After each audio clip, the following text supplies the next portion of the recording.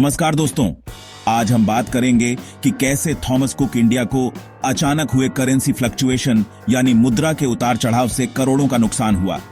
और सबसे बड़ा सवाल, क्या ये नुकसान कंपनी के भविष्य को प्रभावित करेगा? आइए इसे आसान भाषा में समझते हैं।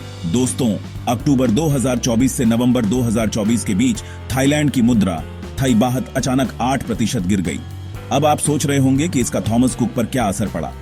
थॉमस कुक इंडिया थाईलैंड और साउथ ईस्ट एशिया में यात्रा सेवाएं देती है। कंपनी की आमदनी अमेरिकी डॉलर, यूरो और पाउंड में होती है, लेकिन खर्च थाई बाहत में होते हैं। थाई बाहत की गिरावट के कारण उनके खर्च बढ़ गए और मुनाफा घट गया। Q3 FY25 में थॉमस कुक को 5 से 5.5 करोड़ रुपए का नुकसान हुआ। पिछले साल Q3 FY24 में थाई बाहत 6.5% मजबूत हुआ था, जिससे कंपनी को फायदा हुआ था। इस साल इसका उल्टा हुआ और मुनाफा अचानक घट गया। अब सवाल उठता है, थॉमस कुक इस तरह के नुकसान से बचने के लिए क्या करने वाली है?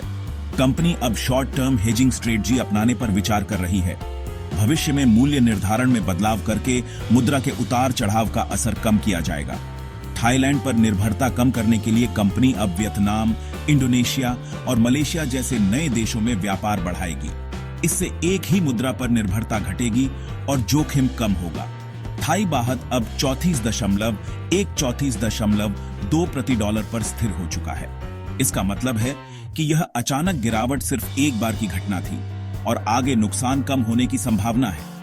अब बात करते हैं कि इस पूरे मामले का असर निवेशकों और ग्राहकों पर क्या होगा। अगर आप थॉमस कुक में निवेश कर रहे हैं तो पैनिक करने की जरूरत नहीं। कंपनी के पास इस समस्या का हल निकालने की पूरी रणनीति है। नए बाजारों में विस्तार और हेजिंग रणनीति से कंपनी लॉन्ग टर्म ग्रोथ बनाए रखेगी। यात्रा सेवाओं में कोई बड़ी दिक्कत नहीं आने वाली।